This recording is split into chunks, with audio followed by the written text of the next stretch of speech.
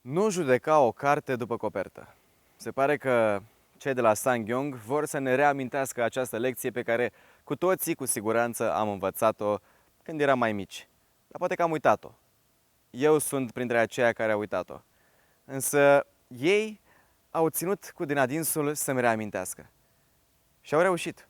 Pentru că, trebuie să recunosc, am luat mașina asta fără să mă aștept la prea multe. Dar ce am reușit să găsesc în această mașină m-a uimit complet. Despre asta vom vorbi astăzi în review-ul nostru. Despre noul SsangYong Tivoli, mașina care promite să fie liderul sectorului crossover. Nici la condus SsangYong Tivoli nu dezamăgește. În primul și în primul rând, vizibilitatea. Lucru pe care foarte mulți producători nu prea mai pun accent în zilele noastre, pentru că acum avem camere pentru marșarier, senzori și tot felul de lucruri. Dar mașina asta are o vizibilitate bună. Stau în așa fel încât pot vedea traficul în jurul meu cu ușurință. Oglinzile laterale mă ajută foarte bine. Sunt chiar un pic mai mari decât de obicei și văd foarte bine în ele. Dar o mențiune specială merge către această cutie de viteze, care nu e nimic special, e o cutie de viteze cu 6 trepte, cuplată unui motor de 1.6 și 128 de cai putere. Nu pare fi nimic special, dar rapoartele sunt atât de precise încât e chiar o plăcere să schimb vitezele. Nu mă așteptam deloc să găsesc o astfel de cutie în această mașină. Să vorbim și despre confortul în mers. Mașina are izolare fonică destul de bună, dar uneori când depășești 2000 de turații, parcă auzi motorul mai mult decât ai vrea. Scaunele sunt confortabile, oferă suport lateral, ceea ce nu mă așteptam în această clasă, fiind un crossover. Nu e o mașină sportivă care să aibă nevoie să te țină în scaun când iei curbele cu 160 la oră. Dar cei de la SsangYong oferă scaune bune. Ca sistem infotainment nu avem mare brânză tehnologie, dar tot ce avem aici este foarte ușor de folosit. De exemplu, aici avem radioul, aici avem media, putem conecta prin auxiliar un telefon sau, după cum vedeți simbolul aici, prin Bluetooth putem conecta orice device vrem noi. Aici putem scana după alte device-uri și diferitele setări. În ciuda plasticului lucios de pe consola centrală, butoanele sunt foarte satisfăcătoare și rotițele au o cursă, ascultați, merg ca unse. Butoanele nu par deloc ieftine. Chiar dacă această consolă poate lăsa un pic de dorit, după cum spuneam, datorită acestui plastic glossy. Instrumentele de bord sunt foarte ușor de văzut. Știu că e un lucru care nu mai e luat în seamă în zilele noastre, adică sunt doar niște instrumente de bord. Dar vă spun că afară e destul de lumină și le văd foarte bine. Totul este foarte clar, informația este la îndemână, am consumul mediu, am nivelul combustibilului, temperatura apei, kilometrajul. Totul e foarte ușor de citit și așa ar și trebui să fie. Aceasta este o mașină care își îndeplinește funcțiile de bază. Mașina oferă 3 setări pentru modul în care direcția răspunde la cum o controlează șoferul. Pe acest buton putem apăsa și cele 3 setări sunt, după cum puteți vedea în bord, confort, normal și sport. Un lucru foarte practic făcut de sudcoreeni este că atunci când manevrezi mașina la viteze mici, în bord îți apare un martor care îți arată direcția roților. Foarte practic pentru atunci când uiți roțile, să spunem, maxim stânga sau maxim dreapta la semafor.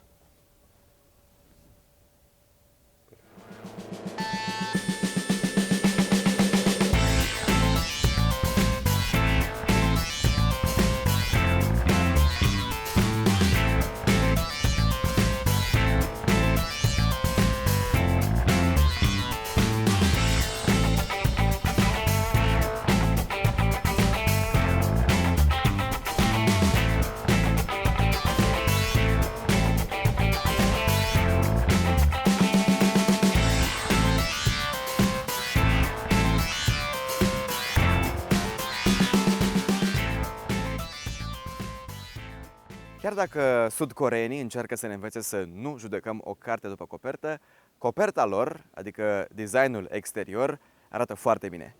Grila față e chiar agresivă, aș spune eu, iar blocurile optice cu LED arată foarte bine. De asemenea, pe capotă avem niște linii care par un pic mai agresive pentru clasa din care face parte această mașină, dar dau foarte bine. Fața cel puțin arată foarte bine. Să vedem și spatele.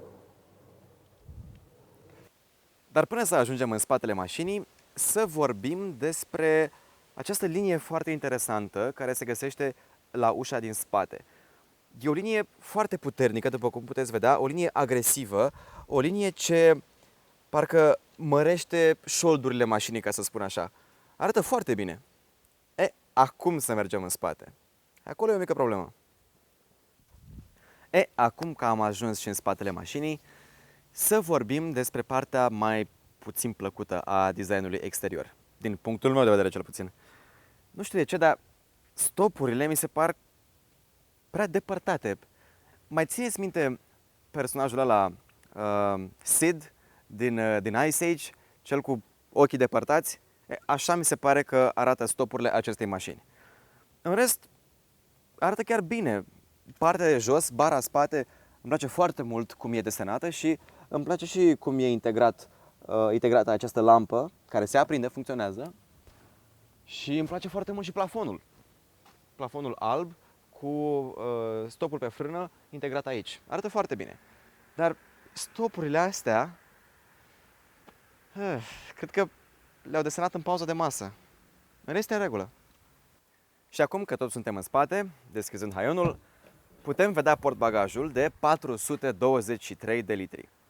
E ok ca mărime, dar există această buză de aici care face destul de grea încărcarea. Spre exemplu, dacă ai ceva greu de ridicat de jos, trebuie să ridici la 1,5 metri, cam așa, pentru că apoi să-l pui în mașină, ceea ce poate fi o problemă pentru unii.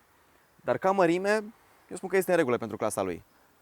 Păzea Renault Captur și Nissan Juke. De asemenea, de aici, foarte ușor se pot rabata scaunele. 60-40, ca să poți căra un pasager și ceva mai lung. Pasagerii din spate au destul spațiu atât pentru genunchi cât și pentru cap.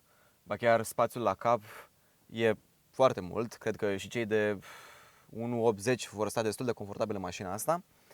Și pe scaunele din față, apropo de spații de stocare, sunt aceste elastice pe care, dacă mai țineți minte, le-am văzut noi la Renault Captur. Sunt practice, dar doar pentru ceva mai subțire, să zicem, nu știu, un dosar sau ceva de genul ăsta. Oricum, spațiul e bun aici și da, stau confortabil. Tapiseria îmi place cum se simte pe piele, e ce trebuie.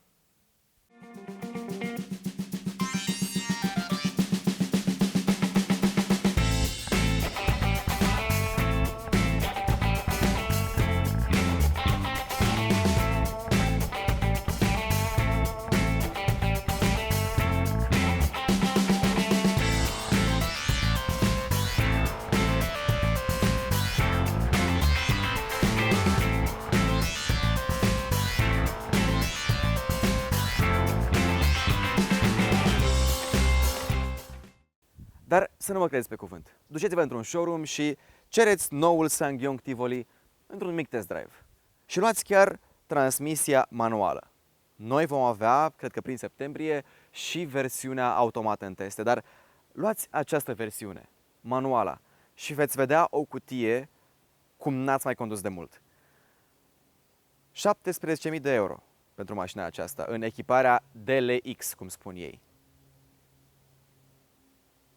Cum am mai spus-o, păzea Renault Captur și păzea Nissan Juke. Pentru că mașina aceasta este gata să zgâlție tot segmentul micilor crossovere. Ne vedem pe Blog Auto.